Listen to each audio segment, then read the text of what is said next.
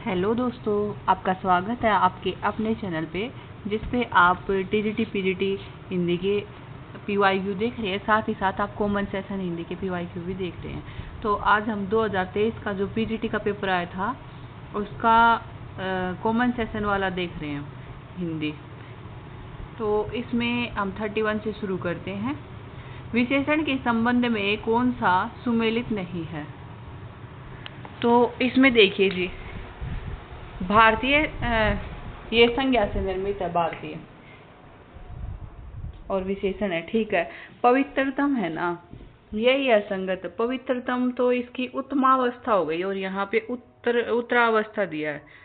इसकी अगर उत्तरावस्था होती तो पवित्रतर होता, लेकिन ये तो जी इसकी जैसे होता ना गुड बेटर बेस्ट, तीन वो होते हैं, ऐसे इसकी तो ये सुपरलेटिव डिग्री हो गई पवित्रतम। तो इसमें ऑप्शन बी हो जाएगा। परिसरमी गुणवाचक विशेषण है, ये ठीक है। और आलस्य ये विशेषण से निर्मित भाववाचक संज्ञा, ये भी ठीक है। 32 हम देखेंगे, किस विकल्प में शब्द युगम का सही भेद अर्थ भेद नहीं है? तो देखो जी, बाजी ये दाव होता है और जो वाजी होता है ये घोड़ा होता है, ठीक है। और मेघ ये मेघ ये हवन होता है और मेघ बादल होते हैं, ये भी ठीक है, ठीक है। और मुक्ता मोती होता है और मुक्ति मोक्ष होता है, ये भी ठीक है। लेकिन हम देखेंगे माणिक्य तो मोती के लिए होता है, मुक्ता भी मोती होता है और माणिक्य भी मोती होता है। लेकिन माणिक्य मछली नहीं होता, मणिका होता है मछली, ये कोई शब्द होता ही नहीं। तो इसमें जी अपना ऑप्शन नंबर सी है ना, ये है जो अशुद्ध है। आगे हम देखेंगे 33, निम्न में से संगत नहीं है। तो भिक्षुक तत्सम शब्द है, बिल्कुल जी भिक्षुक तत्सम शब्द है। मस्तक, मस्तक का तो जी तद्भव माथा होता है, यही है इसमें असंगत। बाकी खिचड़ी ये देशज शब्द है और अमानत ये भी देशज शब्द है। तो इसका अपना उत्तर हो जाएगा जी ऑप्शन नंबर बी। 34 हम देखेंगे, निम्नलिखित में से किस विकल्प में शब्द संधि विच्छेद की दृष्टि से संगत नहीं है? तो कुशासन, अच्छा संगत है पूछा है, तो कुशासन होता है जी कुश प्लस आसन, यहाँ आसन दे दिया तो ये गलत हो गया। और वार्ता प्लस आलाप होता वार्तालाप, तो ये भी गलत हो गया।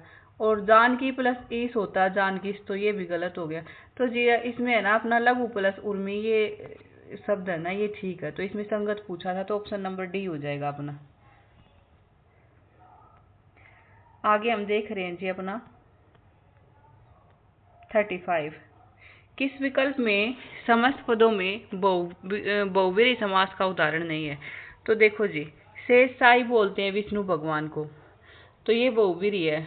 और छपानाथ बोलते हैं, छपा यानी रात, रात का स्वामी यानी कि वो चंद्र देवता हो गए। और आशुतोष भगवान शिव को बोलते हैं, मंदोदरी रावण की पत्नी है, तो ये बहुव्रीहि। जहाँ कोई तीसरा अर्थ हमें मिल रहा है ना तो बहुव्रीहि समास होता है। और पंचसर कामदेव को बोलते हैं। और पशुपति पशुओं का पति या पशुओं का नाथ, तो ये भगवान शिव के लिए प्रयोग किया जाता है।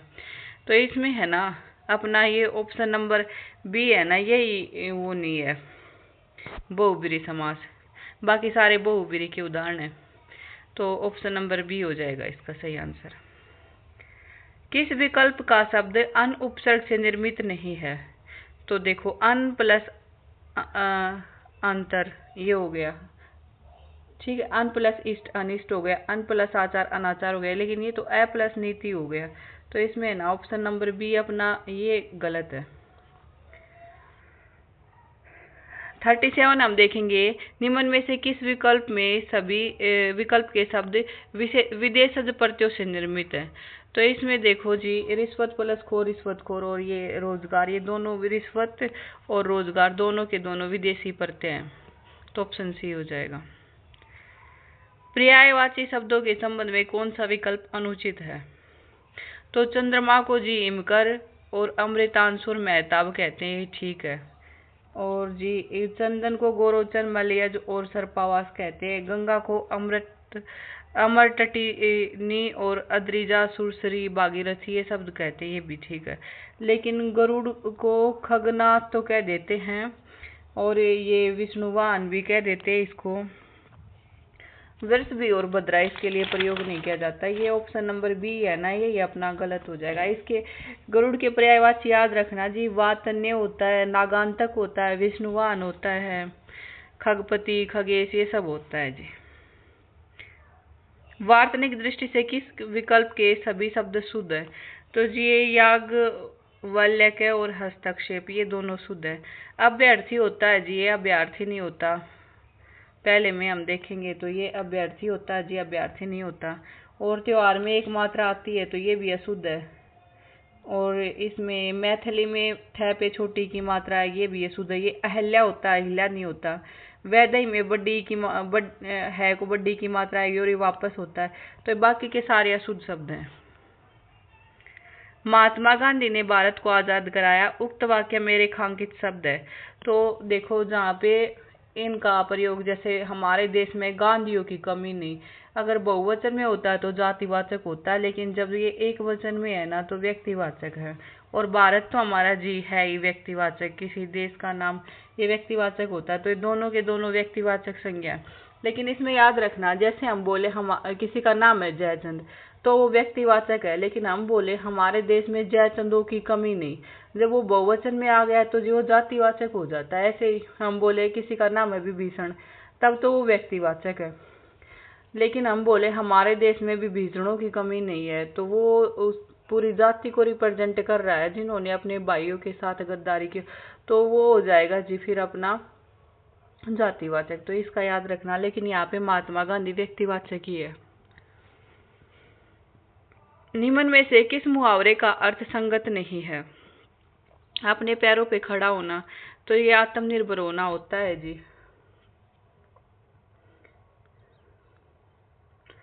अंधे के हाथ बटेर लगना, ये होता है बिना प्रयास के कोई चीज प्राप्त होना। और एक गांठ पानी पीना होता है एकता और सहिष्णुता। कमान से तीर निकल जाना, ये जी भेद खुल जाना नहीं होता। कमान से तीर निकल जाना तो होता है समय हाथ से छूट जाना या अवसर चूक जाना। तो ये ऑप्शन नंबर डी है ना, ये इसका सही आंसर होगा। आगे जी 42 में देखेंगे, क्रिया के संबंध में अनुचित विकल्प चुनना है।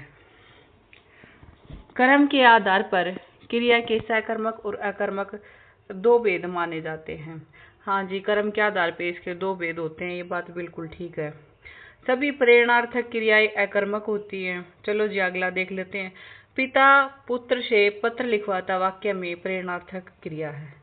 तो ये दोनों लाइन देखो एक दूसरे का अपोजिट हो रही है। पिता पुत्र से पत्र लिखवाता, ये प्रेरणार्थक क्रिया का उदाहरण है, लेकिन इसमें तो कर्म हो गया ना, तो यही है जी अपनी अकर्मक नहीं होती प्रेरणार्थक क्रिया। ऑप्शन नंबर बी हो जाएगा। सभी प्रेरणार्थक क्रिया अकर्मक होती हैं, ये ऑप्शन है ना, ये अपना असंगत है। आगे है बतियाना, लठियाना, अपनाना, ये नाम धातु क्रिया के उदाहरण है। तो हाँ जी इन्हीं को बोलते हैं नाम धातु क्रिया। 43 हम देखेंगे, सर्वनाम के संबंध में कौन सा कथन असत्य है? प्रयोग के आधार पर सर्वनाम 6 होते हैं। हाँ जी, सर्वनाम के 6 प्रकार होते हैं। और कोई कुछ ये अनिश्चयवाचक सर्वनाम होते हैं। हाँ जी, पुरुषवाचक सर्वनाम के 4 भेद होते हैं। नहीं, पुरुषवाचक सर्वनाम के 3 भेद होते हैं, उत्तम पुरुष, मध्यम पुरुष और अन्य पुरुष। और जिस सर्वनाम से वक्ता के पास अथवा दूर की वस्तु का बोध होता है वह निश्चयवाचक होता। हाँ, जैसे यह घर, वह बंगला, ऐसे, तो ये निश्चयवाचक है। आगे देखेंगे जी हम 44, किस विकल्प में विपरीतार्थक युग्म असंगत है? नूतन का जी पुरातन होता है। नूतन मतलब नया, पुरातन मतलब पुराना। दुराशय सदाशय होता है और जंगम का स्थावर होता है। लेकिन दानव तो देव का होगा जी, धनुष का नहीं होता। तो इसमें ऑप्शन नंबर सी हो जाएगा, या तो मानव दानव हो जाए या देव दानव हो जाए। वाक्यांश के लिए एकल शब्द के संबंध में अनुचित युग्म है। जो कानून की दृष्टि से उचित न हो उसको अवैध बोलते हैं। जिसमें कोई छिद्र न उसको निरंतर बोलते हैं। और जो भोजन रोगी के लिए होता है उसे पथ्य बोलते हैं। समुद्र में लगने वाली आग को जी बड़वा आग नहीं बोलते हैं, ये असंगत हो जाएगा यहाँ पे। और जो आग उसमें जंगल में लगने वाली दावा अग्नि होती है, दावानल होती है, और समुद्र में लगने वाली होती है बड़वा अग्नि। इसको याद करने के लिए हम याद रख सकते हैं, समुद्र बहुत बड़ा होता ना तो वहाँ बड़वा अग्नि, और जंगल के लिए दावानल हम याद रख लेंगे। तो जी इसमें ऑप्शन नंबर सी अपना है जो असंगत है। जी हमने टीजीटी के कॉमन सेशन के भी और वैसे भी सारे पीवाईक्यू कर लिए हैं, टीजीटी हिंदी वाले भी। अब हमने पीजीटी की सीरीज शुरू कर दी है। पीजीटी का कॉमन पेपर है और पीजीटी के सब्जेक्ट के 60 क्वेश्चन और डाल दिए जाएंगे। तो आप ऐसे ही देखते रहिए। 2023 का है जी, बाकी 2014 से 23 तक के सारे पीवाईक्यू हम इस पर डाल देंगे। तो चैनल पे नए आए हो तो सब्सक्राइब जरूर करें और लाइक शेयर कमेंट करना ना भूलें। Thank you for watching.